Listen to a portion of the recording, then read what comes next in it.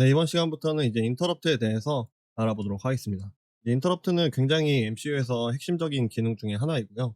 그리고 저희 전동 킥보드를 구동을 할 때도 이 홀 센서 신호를 이제 인터럽트 신호로 받아가지고 이 삼상 인버터를 구동을 하기 때문에 굉장히 중요한 그런 기능이니까 굉장히 중요한 기능입니다.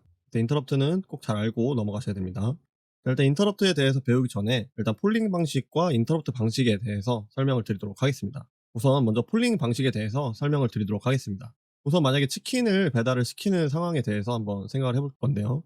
치킨을 배달시킨 다음에 저희가 만약 치킨을 배달시키고 배달이 올 때까지 계속 문 앞에서 기다리는 이러한 경우를 코드로 표현을 해보면 이 while문, 즉 무한루프 안에서 이 문 앞에서 계속 기다리고 있는 거죠. 치킨이 올 때까지. 그러다가 이제 치킨이 딱 오면은 이제 while문을 벗어나게 됩니다. 이게 이제 폴링 방식의 예시인데요. 이제 굉장히 딱 봐도 단점이 보이죠. 우린 치킨이 올 때까지 치킨만 기다리고 있는 거예요. 그래서 중요한 다른 일들이 있을 텐데 뭐 예를 들면 설거지를 한다던가 뭐 공부를 한다던가 운동을 한다던가 이런 식의 굉장히 중요한 일들을 아무것도 못하고 계속 기다리고 있는 이러한 방식을 이제 폴링 방식이라고 부르고 있습니다. 그 다음에 이제 저희가 이번 시간에 배울 인터럽트 방식에 대해서 설명을 드리면은 일단 치킨을 시켰어요. 그 다음에 뭐 공부를 하고 있습니다. 저희는. 그래서 현재 하고 있는 일을 진행을 하고 있다가 치킨이 왔다고 이제 벨이 눌리면은 이제 그때 치킨을 받으러 갑니다. 그래서 이러한 거는 이제 인터럽트 핸들러라는 함수를 통해서 저희가 뒤에서 또 배우겠지만 이런 함수를 통해서 저희가 인터럽트를 발생을 시킬 수가 있게 되는 건데요. 뭐 중요한 공부를 하고 있다가 갑자기 치킨이 딱 오면은 중요한 공부를 잠깐 멈춰 놓고 치킨을 받은 다음에 뭐 프린트F 뭐 감사합니다. 이런 식으로 저희가 동작을 할 수 있겠죠.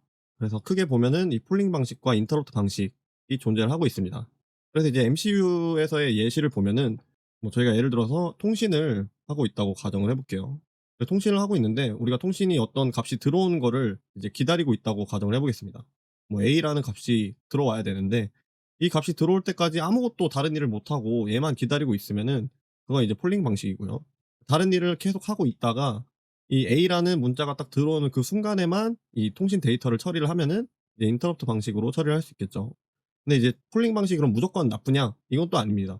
예를 들어서 어떤 값이 들어오는 게 무조건적이고 굉장히 빠른 시간 내에 들어온다라는 게 이제 가정이 되어 있으면은 그러한 상황에서는 폴링 방식을 사용해도 괜찮습니다. 그리고 폴링 방식은 이제 인터럽트 방식 대비해서 코드 구현이 좀 더 간편한 편이고요. 대신 인터럽트 같은 경우에는 이 뒤에 설명드리겠지만 인터럽트 핸들러라는 그런 함수들을 다뤄야 되고 뭐 인터럽트에 대한 우선순위 뭐 그런 것들을 다 체크를 해야 되기 때문에 상대적으로 폴링보다는 좀 복잡한 구현이 필요하게 됩니다. 그래서 항상 폴링 방식을 사용하지 않는 건 아니에요. 폴링 방식도 굉장히 자주 사용이 되는 방식이고요. 대신 우리가 이 시스템에 대해서 명확한 이해가 필요합니다. 네, 인터럽트의 개념에 대해서 좀 더 자세하게 설명을 드리도록 하겠습니다. 우선 MCU의 코어는 저희가 앞에서 배웠던 것처럼 이제 외부 소자와 연결을 하기 위해서 다양한 주변 장치와 연결이 되어 있습니다. 그래서 이러한 주변 장치에서 이제 인터럽트를 발생을 시킬 수 있거든요. 예를 들면 또 GPIO를 통해서 인풋 신호가 들어왔다던가 또는 ADC를 다 완료했다던가 아니면 뭐 통신 신호가 들어왔다던가 이러한 것들을 통해서 저희가 인터럽트를 발생을 시킬 수가 있게 됩니다. 그렇게 되면은 현재 하고 있던 작업을 잠깐 멈추고 이제 인터럽트를 처리를 하는 건데요. 그래서 이 우측에 있는 요 그림을 보면 일단 주 프로그램 루틴이 저희가 어떤 이미 진행을 하고 있는 그러한 일들을 진행을 하고 있다가 여기서 이제 인터럽트가 딱 발생을 하면은 잠시 요 메인에서 하던 거는 멈춰 놓고 이제 인터럽트 들어온 그 부분에 대해서를 이제 저희가 처리를 하는 거예요.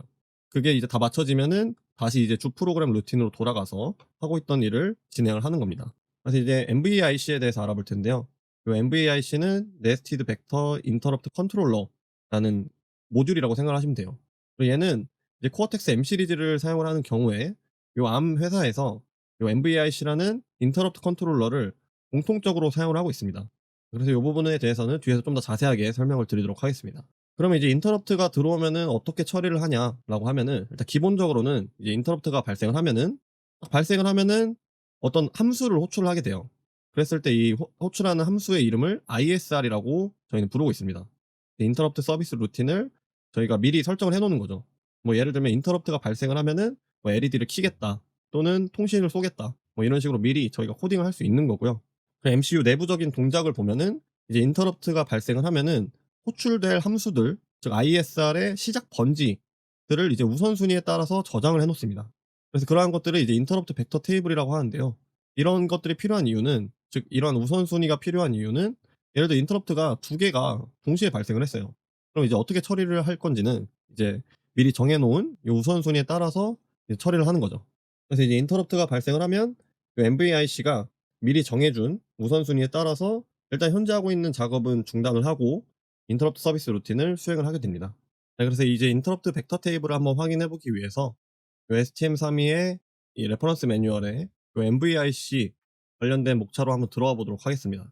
그러면 요 MVIC의 기능에 대해서 쭉 설명이 되어 있고요. 밑에 내려가다 보면은 다음과 같은 요 벡터 테이블이 있는 것을 확인할 수 있게 됩니다.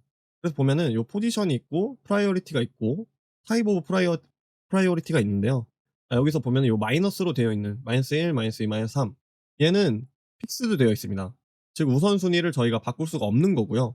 종류는 리셋이랑 NMI, 요 하드폴트 요 세 가지는 암 자체에서 고정을 시킨 거예요. 우선순위를. 그래서 요 세 가지는 저희가 바꿀 수가 없게 됩니다.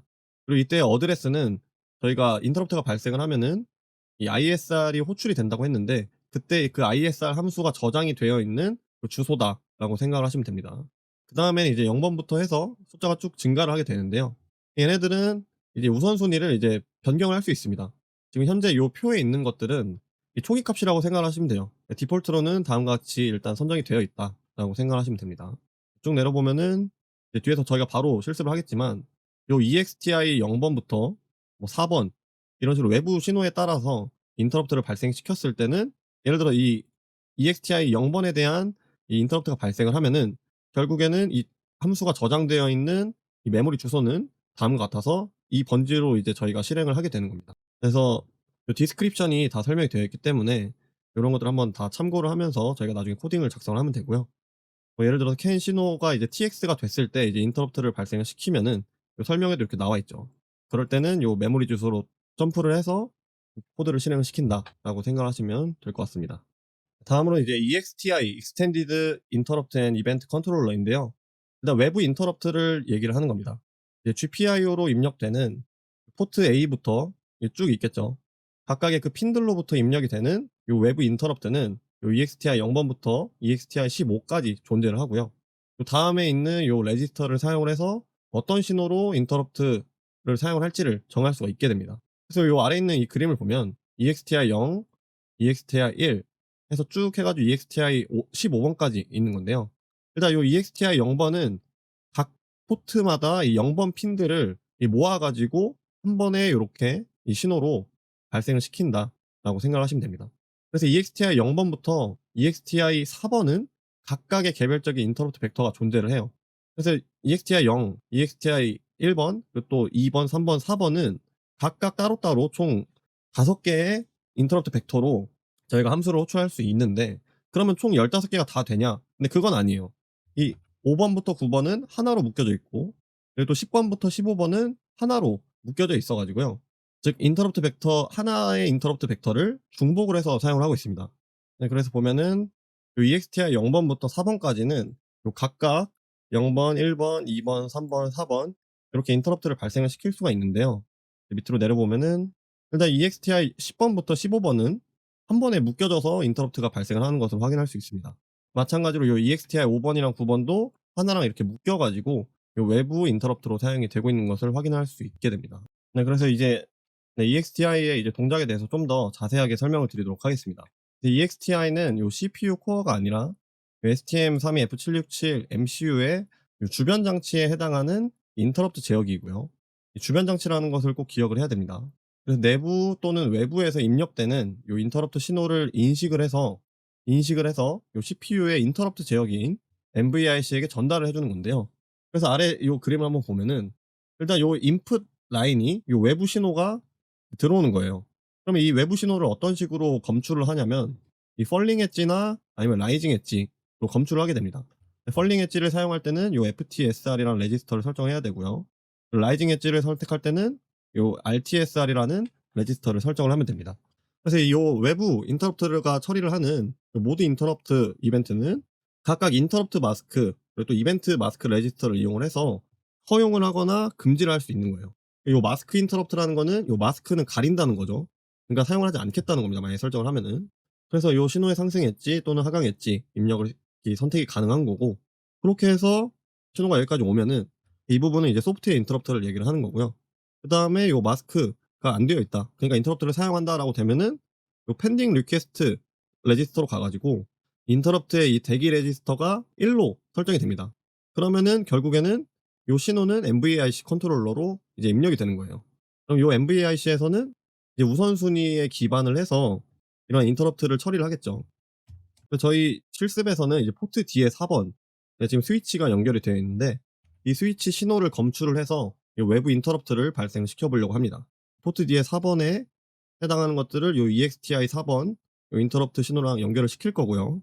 그래서 이 포트 D 4번에서 신호가 들어오면은 요 EXTI 4번 요 외부 인터럽트 컨트롤러에서 MVIC로 결국엔 이 신호를 전달을 해 주는 거고, 그렇게 되면은 얘가 이 4번입니다. 요 4번에 해당하는 함수예요. 함수인데 요 함수는 있지 인터럽트 벡터 테이블에서 이 참조를 해 오는 겁니다. 그래서 우측표를 보면은 요 4번에 해당하는 인터럽트는 요 주소가 여기에 매핑이 되어 있기 때문에 여기에 있는 함수를 실행을 시키는 거예요. 근데 중요한 건 요 함수 내부에 있는 이 내용은 이제 엔지니어가 작성을 하면 됩니다. 뭐 예를 들면은 LED 온 오프 하는 요런 동작에 대해서는 이제 저희가 작성을 하게 되는 거예요. 그렇게 해서 이제 코어텍스 M7 즉 코어랑 이제 데이터를 주고받게 되는 거죠. 그래서 STM32F767은 요 외부 인터럽트 신호로 엣지 트리거를 사용할 건데 상승 또는 하강 엣지 또는 둘 다 이제 사용할 수 있게 됩니다. 상승 엣지에서 인터럽트를 시키려면은 다음과 같은 RTSR 레지스터를 설정을 해야 되고요. 그리고 하강 엣지는 FTSR 레지스터를 설정을 해서 저희가 인터럽트를 발생을 시킬 수 있게 됩니다. 예를 들어서 지금 아래에 있는 요 회로에서 온오프를 하게 되면은 요 우측의 파형이 결국 요 스위치 이 단으로 해가지고 얘가 MCU로 신호가 들어가게 되겠죠. 그랬을 때 요 신호는 이 상승 엣지 또는 하강 엣지를 이제 발생을 시킬 겁니다. 예를 들어 온을 딱 시키면은 라이징 엣지가 발생을 할 거고요. 온이 되어 있는 상태에서 스위치를 딱 떼서 오프를 시키면 이 상승 엣지가 발생을 하겠죠. 그래서 저희는 요러한 이 엣지를 검출을 해서 엣지가 발생을 하면은 인터럽트를 발생이 됐다라는 것을 저희가 인식을 한 다음에 함수로 한번 구동을 시켜 보도록 하겠습니다.